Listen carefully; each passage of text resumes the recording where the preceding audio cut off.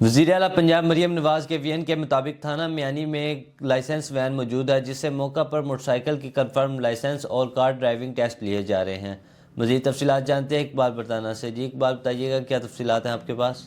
جی بالکل، میں اس وقت تھانہ میانی میں موجود ہوں۔ یہاں پر سی ایم پنجاب مریم نواز شریف صاحبہ کے ویژن کے مطابق لائسنس بنانے والی وین موجود ہے، اور یہاں پر لوگوں کو جو ہے وہ قطار لگی ہوئی ہے لائسنس بنوانے کے لیے۔ میرے ساتھ اس وقت ایک شہری موجود ہیں، ان سے جانتے ہیں کہ وین کے اس طرح ہر جگہ پر آنے کو وہ کیسا سمجھتے ہیں اور میانی میں سے کیا افادیت ہو رہی ہے۔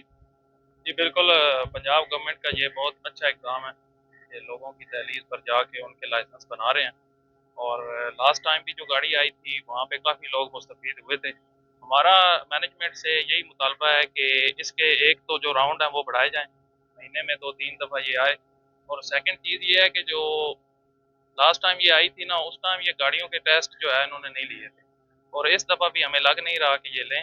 ہماری یہی گزارش ہے کہ یہ گاڑیوں کے ٹیسٹ جو ہے جیسے بائک والوں کو سہولت دے رہے ہیں اس طرح گاڑیوں والوں کو دیں۔